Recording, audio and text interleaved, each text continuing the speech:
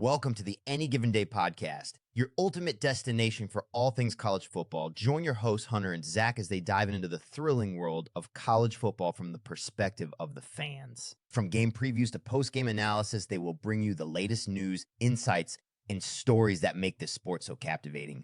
Join them every Tuesday and Friday as they explore the traditions, pageantry, and unforgettable moments that define college football. So whether you're a diehard fan or just getting into the game, get ready for a wild ride with the Any Given Day podcast.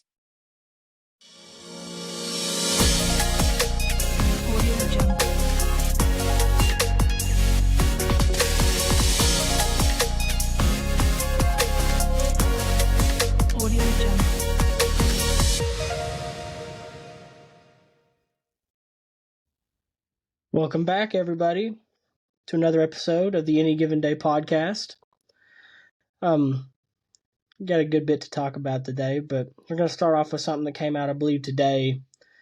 Former Northwestern head coach Pat Fitzgerald is suing the university for $130 million for wrongful termination. I don't know a whole lot about this. What are your thoughts about it? So apparently it was over he was fired over some kind of hazing / abuse allegations. The interesting thing is immediately upon his firing, you saw a bunch of players and coaching staff members go and wear some shirts in support of him. I can't exactly remember what they said or anything, but apparently it kind of like ticked them off that he got fired. And I don't know. I don't know the entire situation myself, but because I think I'm not 100% sure on this. I think if I remember correctly, it was like player-led hazing. So, Okay. and if that's the truth, then why'd you fire him? I mean, you can make the argument for losing control of the locker room, but if you're trying to pin that on him, he's probably got actually a pretty good chance of at least settling with Northwestern on this. Right. I mean, like I said, I don't know a whole lot about it, but based off of what you just said, right? I mean, if he knew about it, I could see why they would fire him if they found out he knew about it and didn't do anything to stop it. Mm-hmm. I could see, a fire for cause. I could see why they would do that. But at the same time, I mean, he may not have known, and maybe, Northwestern was just looking for a way out. So obviously it's going to go to court and they're going to figure it out and they're going to go through everything. But it's unfortunate, but it is what it is. To get back on the field here, UGA versus Kentucky this week. Number 1 Georgia versus number 20 Kentucky. I think it's going to be a dogfight. No pun intended. I mean, no pun intended. I mean, the big question for me, right, is can Brock Bowers continue his dominance that he's had this year? I mean, he's been unbelievable.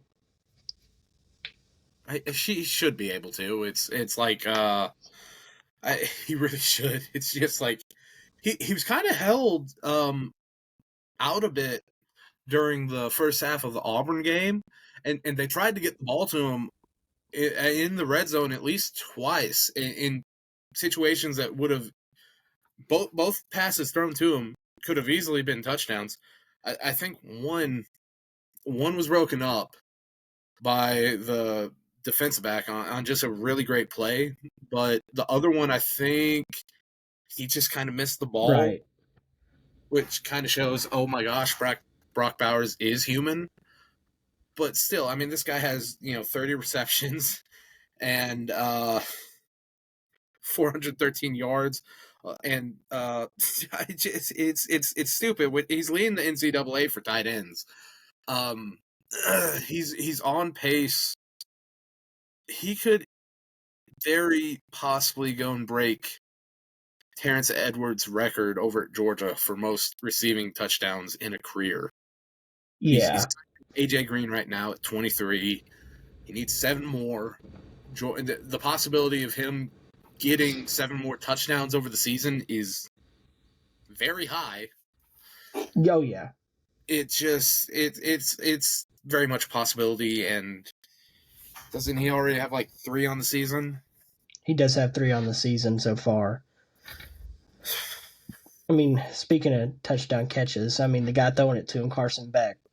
I mean, do you think he could take the next step and really solidify himself as a top quarterback right now in football? I mean, he's got 1,497 yards, which is 9th in all of college football, which isn't bad for a first-year starter in college football. So I think he could take the next step, but I don't. He's shown flashes these last couple of games, and he showed a lot of resiliency in that road game against Auburn. He's shown flashes. I do agree with that. But he's not. It's not like the flashy plays. He doesn't have. He's just. It's how to put this. The way someone put it, he doesn't have the sauce on. Like he's not saucy on the field. He's very basic in how he operates. Right. But it works. Like he dresses great off the field. Right. Really great off the field. It's just on the field he's very basic, very robotic in a way, but he gets the job done. Maybe not robotic, but just your prototypical pocket passer. In a sense, he gets the job done. He's not afraid to go and check down, which is hilarious. And I've been doing it all these weeks, right? Where I've been getting on to Georgia fans for just like, why are you like this towards him? Because when you go and you look at how they treated Stetson when he first got the job, it was, oh my gosh, he's too risky with the ball. He's slinging it down the field all the time. Play it safe every now and then, please. And now you got someone who's playing it safe. When now they want somebody slinging it down the field, yeah. Yeah, and doesn't take those chances and isn't risking the ball, and all of a sudden it's like, we want you to do that. It's guys, Beck is a good quarterback. I'd say he's probably probably top 10. I would want him on my team. Like, I wouldn't be mad at having him as a starting QB. Plus, it's like you said, over at Auburn, and we said this earlier, something, not even something clicked. It's like he never got rattled. He was never bothered, and he looked perfectly fine. He had a few bad passes. The seam pass to Delp, which I could very easily see that as being a bit more Delp's fault, who he could have adjusted on the ball. Right. I mean, Carson could have made a better throw, but Delp could have adjusted better to the throw. It's a whole catch-22. Exactly. And the ball to, I think, Marcus Rosemy that got intercepted, I mean... It was a good throw. It was a good throw, and he was right there, just... It was good defending. Receiver, or defensive back made a play on it. Great on him. Right. Carson Beck's a great quarterback. He's got 1,129 yards already. So, no, wait. My bad. I skipped ahead a bit. He's got more than that. He's almost got 1,500 yards. He's 3 yards shy of 1,500. That's on me. Yeah. He's got 1,500 yards, 7 touchdowns, and 2 interceptions. So, he's good. He's good. Yeah, I mean, he's not flashy. He's not Caleb Williams, Drake May. He's not that flashy quarterback that's going to make these ridiculous plays. But he's not going to put the ball in danger. He's not going to lose you a game. Very rarely. If there's anything I've learned being a Georgia fan my entire life, is that the most popular person on Georgia's football team is going to be the second-string quarterback. Always. Oh, yeah. Always. Agreed. Something with Georgia fans is whoever, I mean, you could be begging for, people were begging for Carson Beck last year. All year people were begging for Carson Beck, and now he gets his shot, and they're like, oh, no, we want Brock Vandagriff. And when Brock Vandagriff's in, they're going to be begging for Gunnar Stockton. That's just, for some reason, that's how Georgia's fans' mind work. I've never understood it, but that's how Agreed. they work.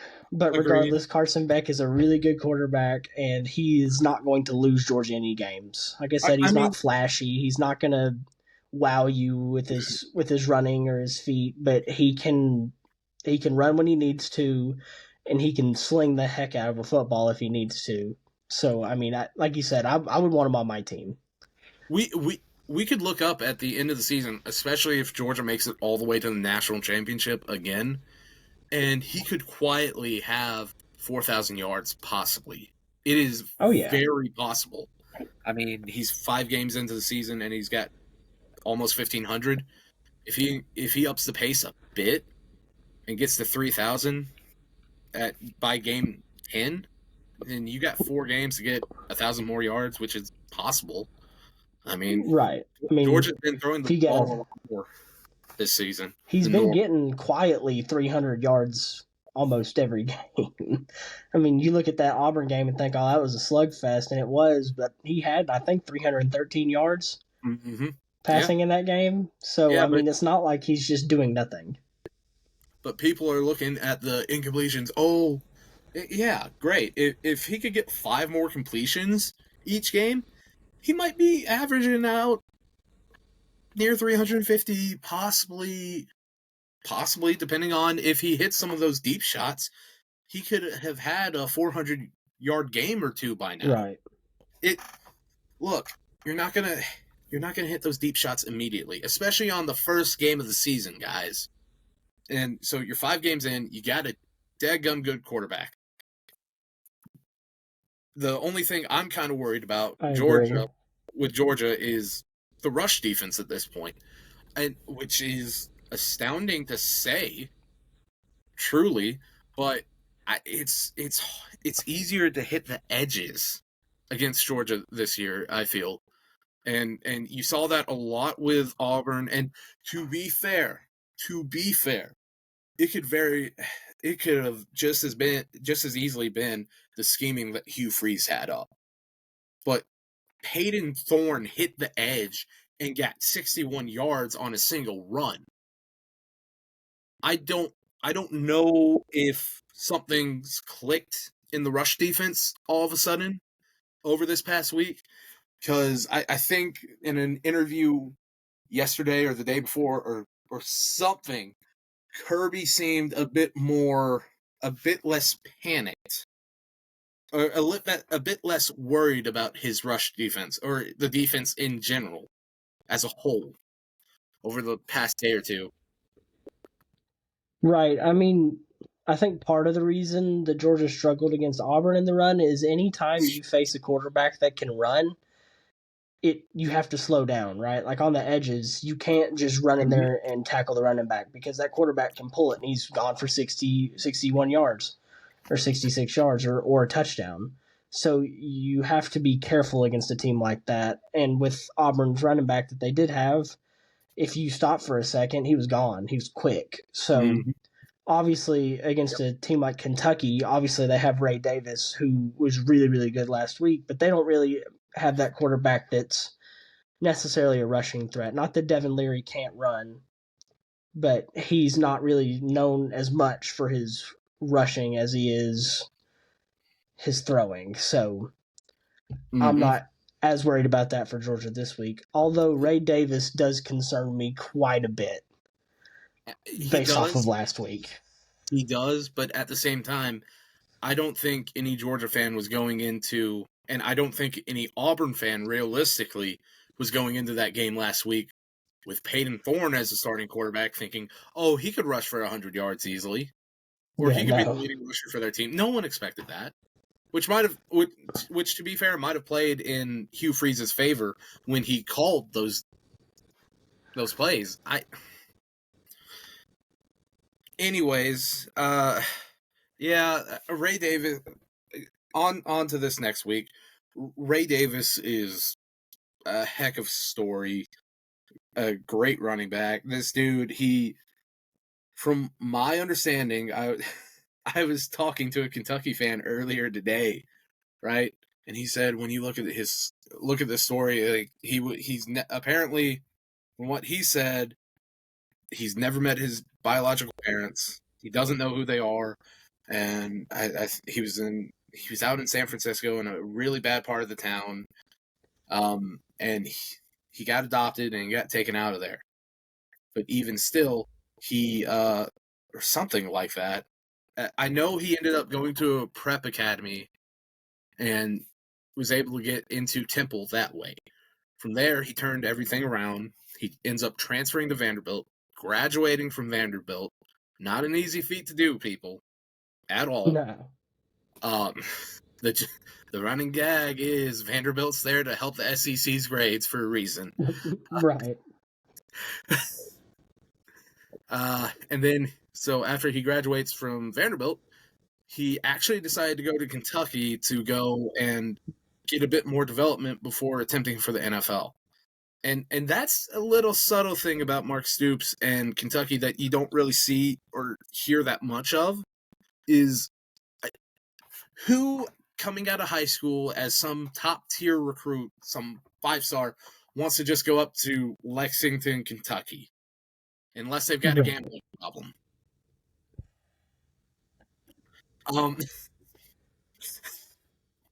Jesus. That was a good one. I'm sorry. Jesus. That was a good one. I mean, but they are getting a lot of guys through the transfer portal who want to come there and get developed. And I mean, you look at someone like Benny Snell and Josh Allen. Josh Allen ended up going in the first round and is still with the Jacksonville Jaguars. That dude was a 3-star. I think he might have been a 2-star. I think he was a 3-star though, coming out of high school. He was lowly rated though. He was very lowly rated. He goes to Kentucky. Mark Stoops turns him into a first-round pick. Say what you want, that guy can develop talent. But not that many people want to go there out of high school. If they did, they might actually be a threat in the SEC yearly. Right. I truly actually believe that. I mean, like you said, I mean, Ray Davis, Devin Leary, both, I mean, two of the best players on that team are transfers. Exactly.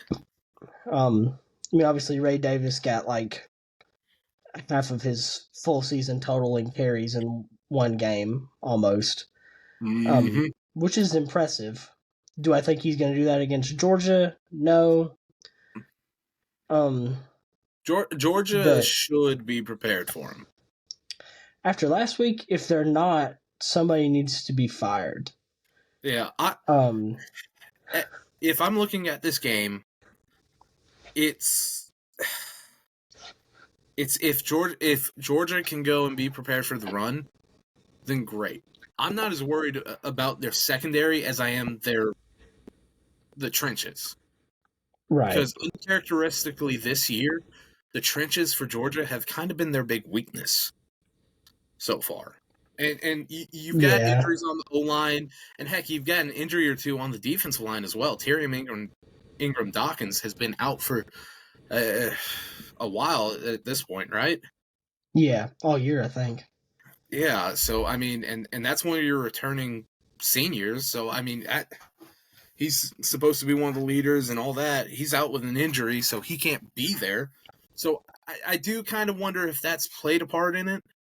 That could change things up once they're back, but right. It just it's a 7:00 game, a 7:00 kick in Athens.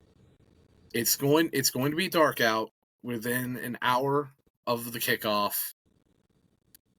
Those lights are going to go up. I don't know if Georgia covers, because Kentucky's always been a grind. Always. For Georgia over the past few years. It's always felt like a grind. And I think Georgia wins. And I could see it being a grinder of a game that, seems a lot closer than it actually is. Like, score-wise, it might be, I don't know, 24-10 or something, but it might feel closer.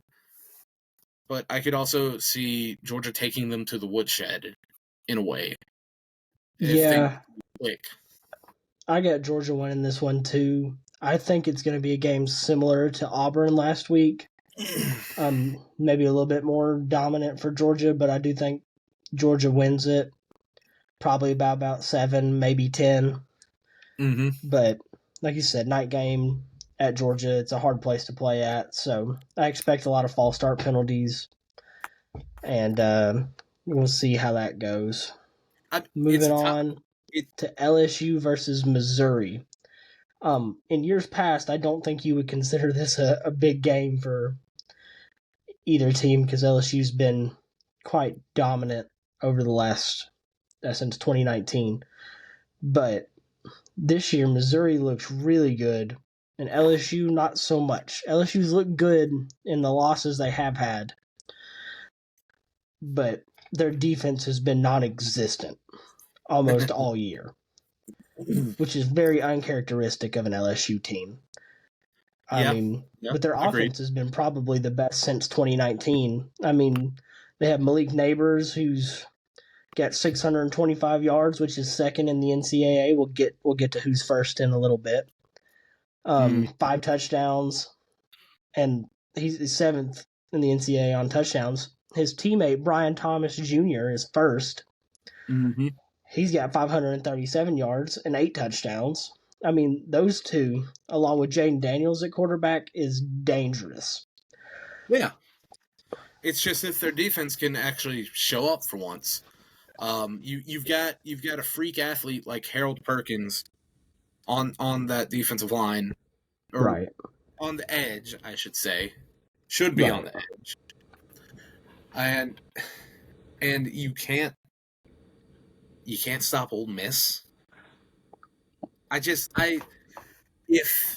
they give up that many points, if they win a game. If Mizzou goes and plays a game like Ole Miss did last week, and LSU is able to come back and win in that solve game, great. I still think Brian Kelly is giving his defensive coordinator a look after that, though. If they lose another game to Mizzou, like they did to Ole Miss, the defensive coordinator is probably going to be gone, and that's only so Brian Kelly can save his own butt. Yeah, I mean, I agree. This game could get ugly, and if they do lose this game, I do think Brian Kelly will try and make an excuse for somebody else to be the reason that they lost, and not him. Granted, he has a history of this, and honestly, I could see this game getting out of hand. I could also see it being a shootout, just like Ole Miss last week. I mean, Luther Burden is leading the league in receiving yards right now with 644, and is tied with Malik Neighbors for touchdowns with 5, which is 7th. So this Mizzou team is no slouch. I mean, I know Mizzou has kind of been one of those laughing stock bottom end SEC East teams for the last couple of years, but they're no slouch. Especially this year, they've been very good. Brady Cook has been really good. I mean, almost 1,500 yards, which is 14th in he's got 1,468. That's 14th in the NCAA right now, and no interceptions. So this Mizzou offense is really good. The LSU offense hasn't really shown me anything. I mean, LSU's defense hasn't shown me anything that they can stop an offense. So I may shock you here, but I'm picking Missouri to win this football game. Believe it or not, it's not as shocking as you think, because I'm also picking Missouri to win this one. Of course you are. Hear me out. If it was at LSU, I probably would roll with LSU. But it's at Missouri. We saw how Missouri took Georgia, of all teams, to the wire last year at Missouri. There's something weird about that place. There's certain, like we've talked about with like Jordan Hare and Kyle Field, there are certain stadiums that have a weird, and I'm going to say it, freaky voodoo magic to them. Yes. Missouri's kind of one of those, Do you know when the kickoff for this game is? Noon. Noon? Maybe a not noon as kick. much. Maybe not as much freaky voodoo magic, but I still think with a 5-0 Mizzou, because guess what? Them, Kentucky, and Georgia are the only SEC teams that are still undefeated at this point. And one of those teams is going to be not undefeated after this week, obviously, between Georgia and Kentucky. So, yeah, and it's a possibility. It's a possibility that Mizzou wins this game. They beat Kentucky next week, and they beat South Carolina the week after that. And then they go to play Georgia. Sudden, they're waltzing into Athens undefeated at what would they be at that point? 8-0. Yeah. And if Georgia wins out on their games from this point forward, then you've got a potential matchup of the year candidate. And then all the people who have been saying, "Oh, well, Georgia's schedule was so bad, it was a cupcake," and you got all these teams in the SEC basically insulting themselves. Well, you've got to play this team and this team and this team, and oh wait, that's us. Oh, we're that bad, right? And they've been insulting the schedule for so long, and now all of a sudden, Mizzou and Kentucky are both undefeated, and there's a potential that you could end up playing two very easily top 20 teams. If Mizzou's 8-0 at that point, they might sneak into the top 15, if not outright the top 10, depending on how things play out. Yeah, I could see him being top 5 depending on how the rest of the top 10 falls. So, I mean, one thing that's going to play into this game, right, is LSU's defense. And say it with me. LSU's defense has been what? Anemic. There you go. So put it on a shirt, people. Put it on a shirt. So I do think Missouri is going to win that game in a close shootout. I could very easily see that happening. That's, like I said, I'm with you, Mizzou. Speaking of zoos, we've got Wazoo. We've got Wazoo versus UCLA next. Yeah, the Rose Bowl. I mean, UCLA's defense is in for its biggest fight and biggest test of the year in this game. I mean, Washington State and Cam Ward have been ridiculously good on offense this year. I mean, Cam Ward's yards don't really pop out at you. It's not like the best, but it's very good. And he's had a couple 400-yard games this year already. And Dante Moore for UCLA has not been great. Granted, true freshman, but only 849 yards, 8 touchdowns, and 2 interceptions. And that's really the only highlight of that UCLA offense. I mean, that UCLA is a defensive team similar to Utah right now. Which is weird with Chip Kelly as your head coach. Oh, yeah. I mean, considering Chip Kelly, if you look back at, Oregon, that was a powerhouse offensively. And this team is definitely not that. No. A big thing in this game, UCLA's defense only allows on average about 186 yards passing. And Washington State averages about 250 yards passing. So that's going to be a big story in this game is can UCLA stop that passing attack? Oh, that is a good one, actually. The surprising thing, I think, is the total amount of – well, not total amount. Cam Ward's touchdown to interception ratio, 13-0. That's really impressive, actually. Yeah. He's like you said, the yards don't necessarily pop out, even though he's almost 1,400 yards, I think. So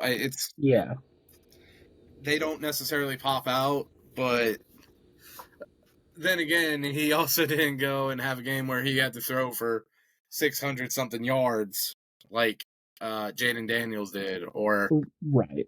Just I mean, it was.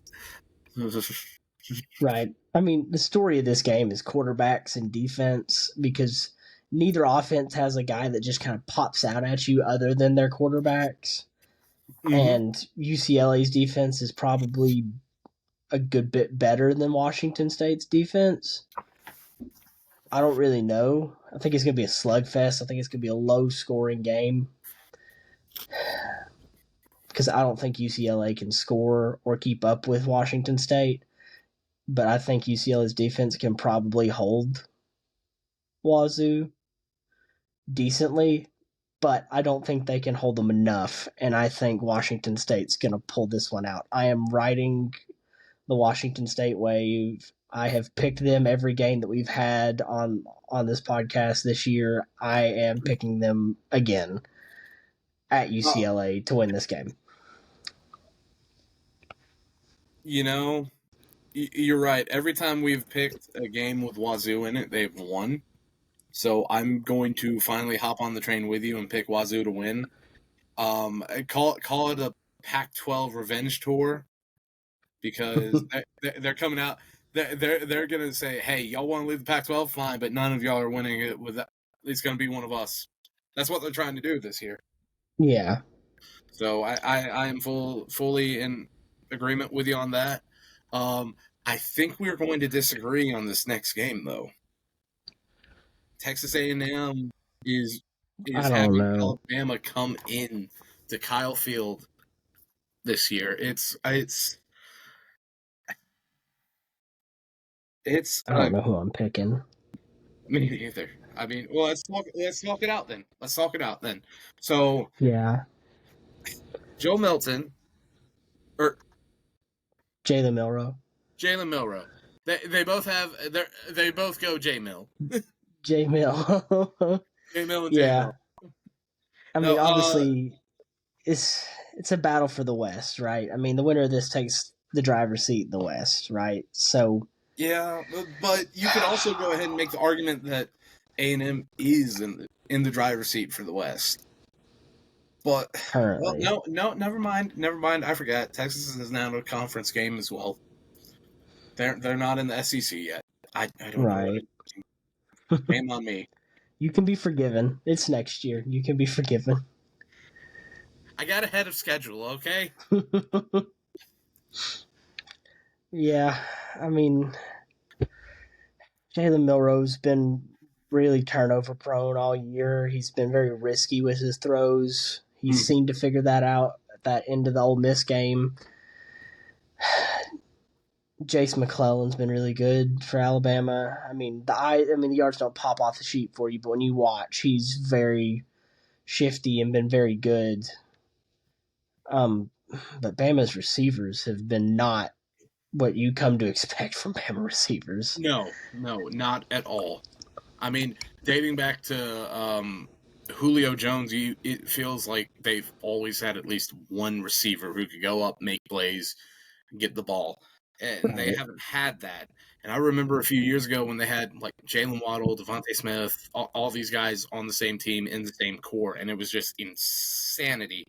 It's surprising this year because they don't have a guy.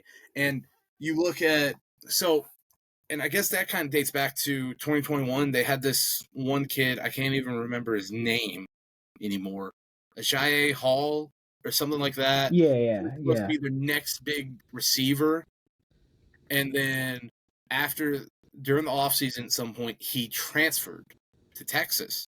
And then he never saw the field at Texas because he got kicked off the team. Yeah. So I don't even know where he's at now. I don't even think he's playing football anymore. I don't. It's hard to process some of this.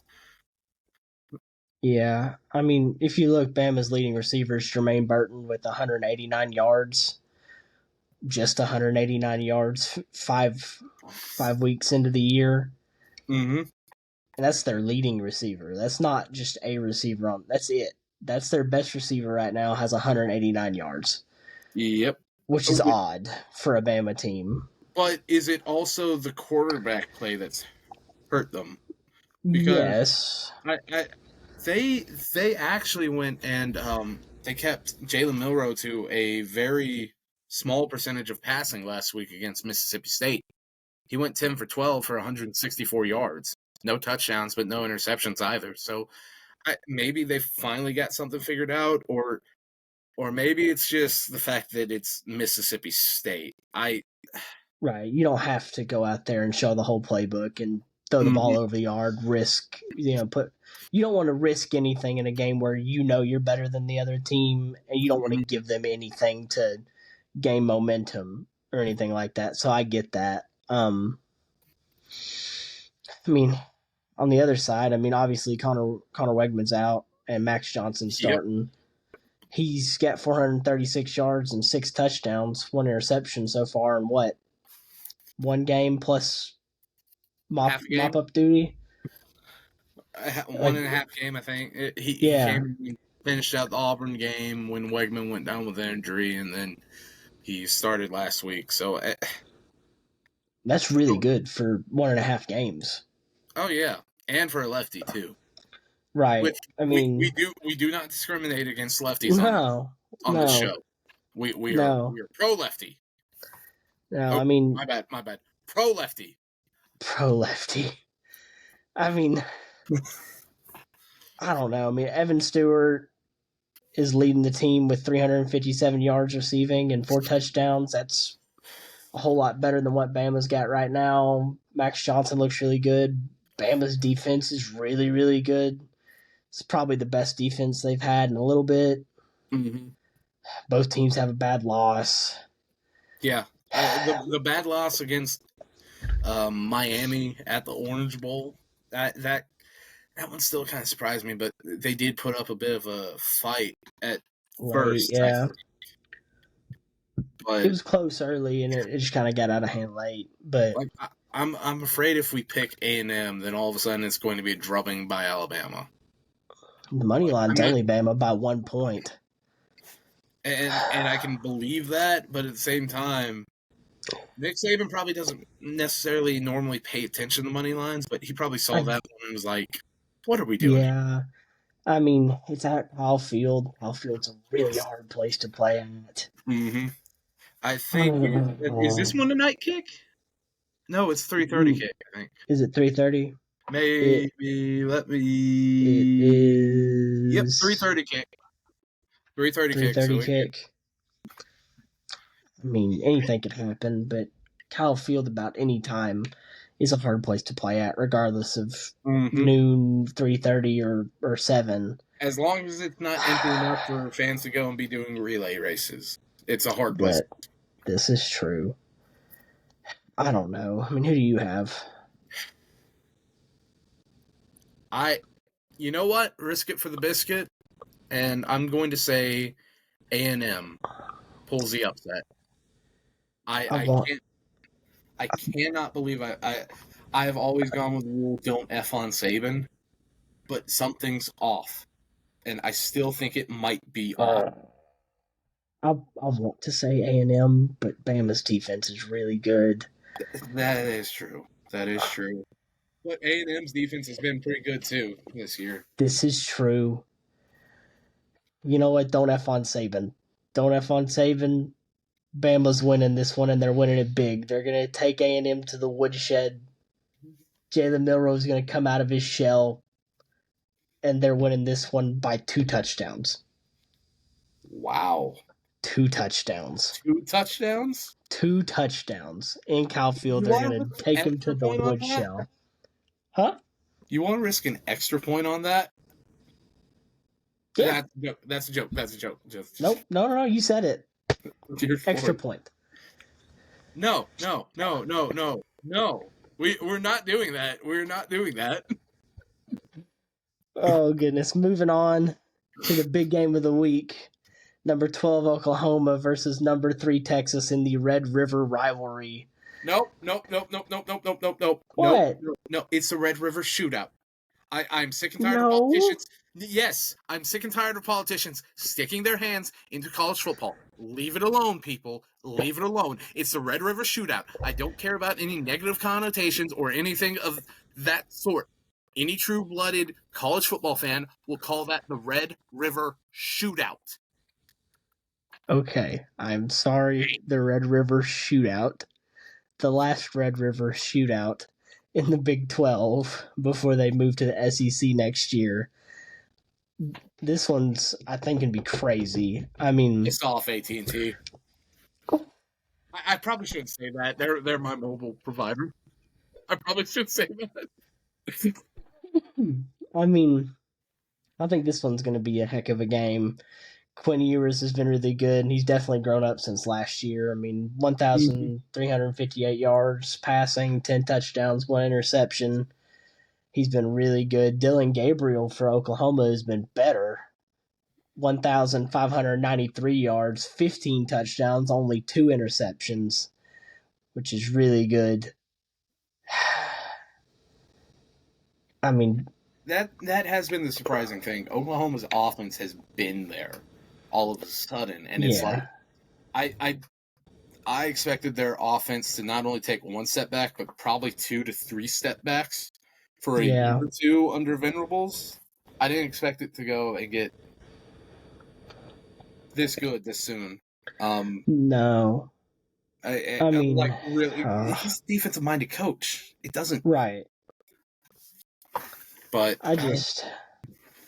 I mean, Jonathan Brooks for Texas has really taken that running back 1 spot, though, hasn't he? I mean, 597 yards, 5 touchdowns, 86 carries. He's been really good. That Texas offense is crazy. I mean, you got Xavier Worthy and A.D. Mitchell on the outside, both with over 300 yards receiving. And like you said, Jonathan Brooks, which he's done a great job of filling in for Bijan Robinson since he's gone to the NFL. Right. I mean, Oklahoma really doesn't have a guy like Xavier Worthy or A.D. Mitchell on their team. It's really spreading out the wealth. I mean, you got to think they lost a lot of talent offensively anyways once Lincoln Riley left to go to USC. I mean, because he took their starting quarterback in Caleb Williams. He took any of the guys who wanted to follow him. Right. Which a lot of them did, especially the receivers. Yep. And which, like the show has said before, Lincoln Riley soft. Still is. Yeah. Always will be. We are not anyone who is pro Lincoln Riley. You do not have to stay. Like you can stay, but like just know we are going to rag on him when we get a chance. Oh, every chance we get. I mean, the real question is, can Oklahoma's defense slow down this Texas offense? Because they've been high-powered all year long. So can they slow down this Texas offense? I think another thing that helps Oklahoma in this situation is, like you said, they don't really have a big go-to receiver. Right. In the sense of one who's taking up all the big plays and all that. If you can just have 1 or 2 of them step up to make a crucial catch every now and then you're good. Because and if you trust them all to make a crucial catch every now and then, even better. Because then you truly, like, you're leaving all those defenses very little to lean into of, okay, this is going to be their go-to guy. This is their go-to receiver. So we need to bracket this guy or put him in double coverage. You can't really do that. Right. No, I agree. I mean, this is going to be a real shootout. You know, just like the good old times, the good old days. And it's shootout. And it's going to be close. I mean, who do you have winning this one? You know, the money line is Texas -5. Yep. But something, I don't know why.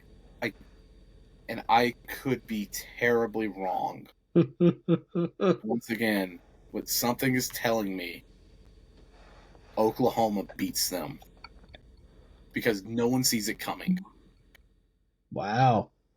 It is hate. There is hate between these two schools. Yes. Now, I have a little surprise for how I'm going to pick the big game of the week this week. Okay. So I need a drum roll. Oh.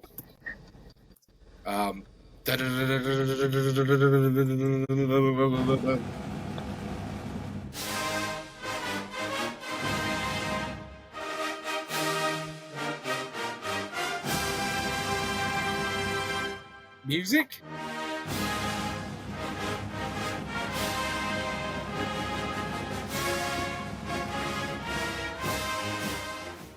Hook 'em horns, baby. Hook 'em Hook 'em horns. horns. Hook 'em horns. Hook 'em horns. Texas is going to come in and win this game. 2 touchdowns. 2 touchdowns. 2 touchdowns. 2 touchdowns. I'm telling you. 2 touchdowns. Texas is going to come in and wipe the floor with Oklahoma. Oklahoma's not ready for what's coming. Hook 'em horns. Wow. Hook 'em horns. Wow, okay. Boomer Sooner for me, then, I guess. Boomer Sooner for you. All right. I cannot believe I just said that. All right. Well, I believe that's all we got time for today, guys. Mm-hmm. See you guys later. I guess, maybe. Thanks for listening to another episode of the Any Given Day podcast. Make sure to subscribe to the show on Apple Podcasts, Spotify, and YouTube. You can find us under the name Any Given Day Podcast. Stay updated with our latest episodes and insights. And don't forget, the next episode will be out Tuesday, where we will review some of the big games from this weekend. Until then, keep the spirit of the game alive. And remember, in this sport, anything can happen on any given day. See y'all in the next play.